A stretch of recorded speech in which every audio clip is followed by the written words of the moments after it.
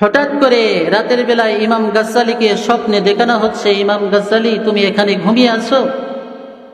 সংক্ষেপে বলতেছি, ওদিকে রহমতপুর গ্রামে আমার একজন বান্দা আব্দুর রহমান নামক একজন বান্দা মরে পড়ে আছে।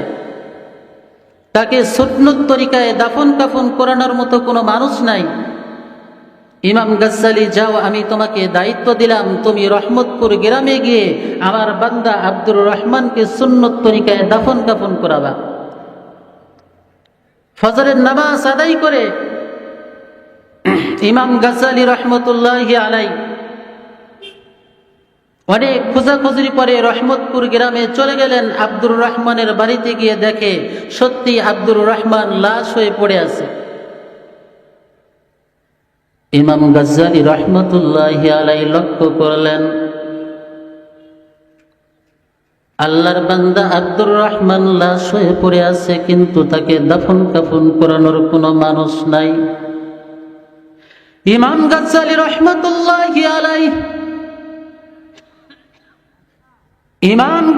রহমতুল্লাহি আলাইহি নিজ হাতে আব্দুর রহমানের গোসল সম্পন্ন করলেন, কাফনের কাপড় পরালেন। গোসল সম্পন্ন করলেন, কাফনের কাপড় পরালেন, এরপর নিজ হাতে কবর খনন করলেন। কবর কি আসলে ভালো জায়গা বাবা?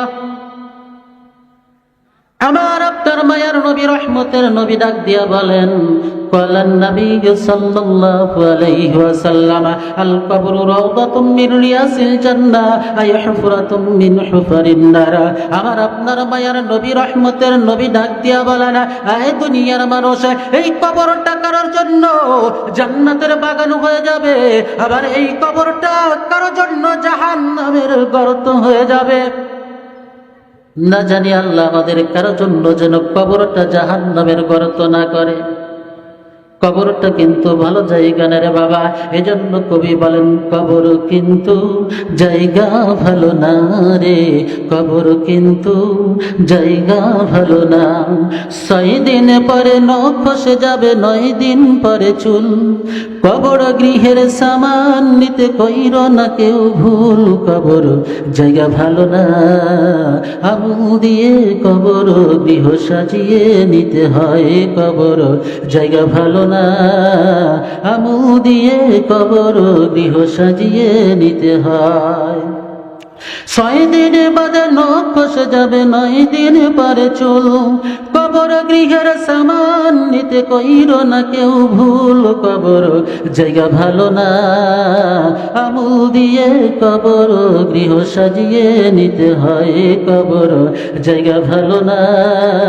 আমু দিয়ে কবর গৃহ সাজিয়ে নিতে হয়।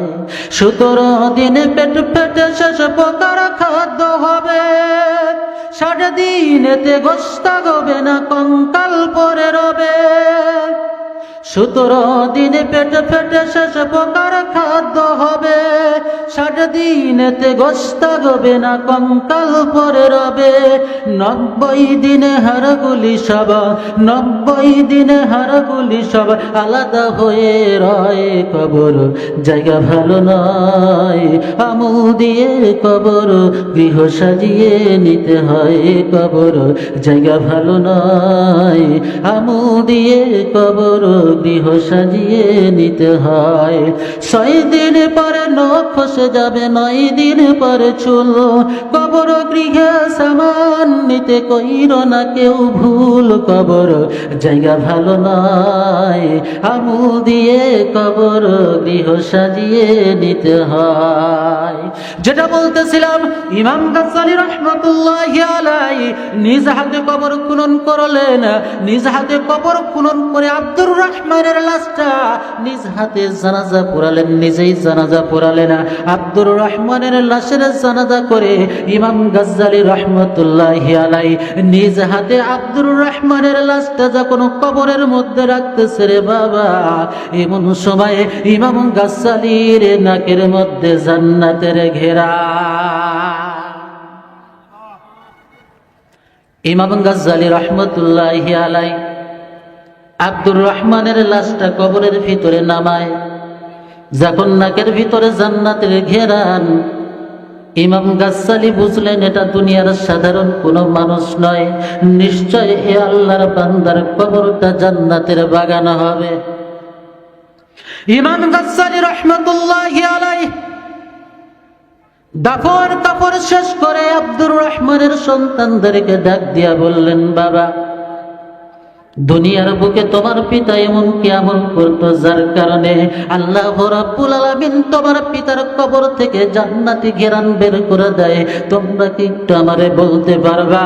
ইমাম গাজ্জালী রাহমাতুল্লাহি আলাইহির প্রশ্নে আব্দুর রহমানের সন্তানরা ডাক দিয়া বলে, হুজুর, দুনিয়ার বুকে আমার পিতা কি আমল করেছে আমরা বলতে পারবো না, তবে আপনি যদি আমাদের মাকে জিজ্ঞেস করেন, আমার মা কিন্তু হয়তো বলতে পারবে।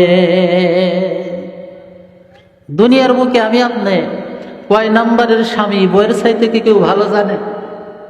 আমি আপনি আল্লাহর ওলি না আল্লাহর গলি বইয়ের চাইতে কি কেউ আর ভালো জানে?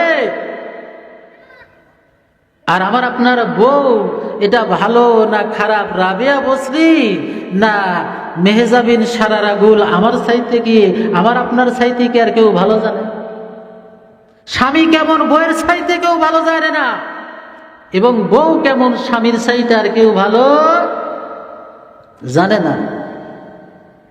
এজন্য ইমাম গাজ্জালী আব্দুর রহমানের স্ত্রীর কাছে গেলেন, যা পর্দার আড়াল থেকে জিজ্ঞেস করলেন, মাগো, আপনার স্বামী দুনিয়ার বুক থেকে বিদায় নিল, আপনার স্বামীর গোসল করালাম, কাফন করালাম, নিজেই জানাজা করলাম, আবার নিজ হাতে কবরের ভিতরে রাখলাম। ও মা, আপনার স্বামীকে যখন কবরের ভিতরে রাখতেছিলাম, হঠাৎ করে আপনার স্বামীর কবর থেকে জান্নাতের ঘেরা। মাগো, আপনার স্বামী দুনিয়ার বুকে কি আমল করলো, ওই আমলের কথাটা যদি আমাকে আপনি একটু দয়া করে বলতেন।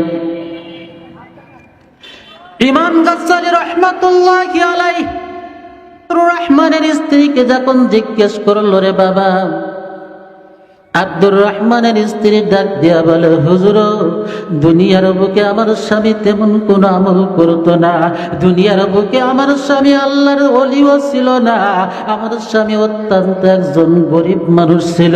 আল্লাহ রাব্বুল আলামিন আমাদেরকে অত্যন্ত গরিব বানিয়ে দুনিয়ার বুকে পাঠিয়েছে।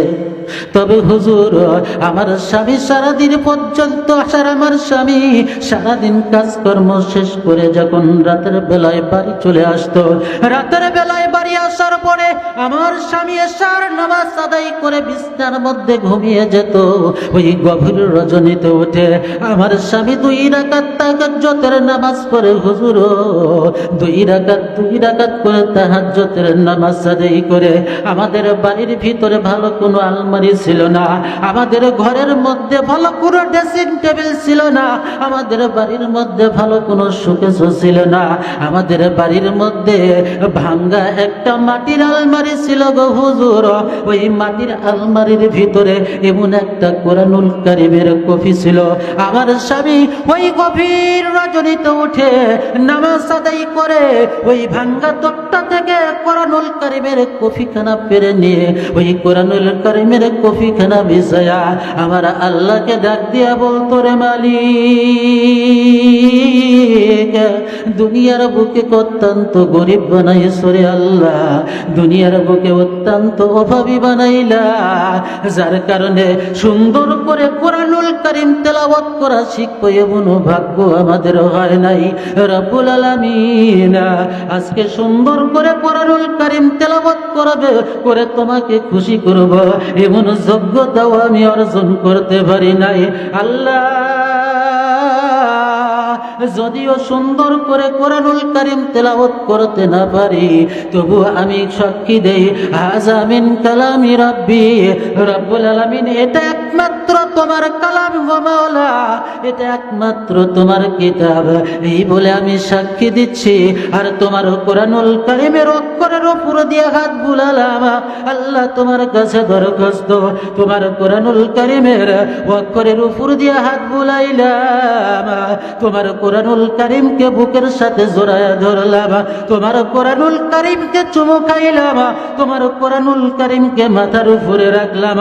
একটাই মাত্র আবদার, ওই কঠিন মাহশরের দিনে তোমার কোরআনকে মুহাব্বত করার কারণে আমি আব্দুর রহমানকে জাহান্নামীদের কাতারে দাঁড় করায় না। চিল্লায় বলেন নারায়ে তাকবীর, নারায়ে তাকবীর।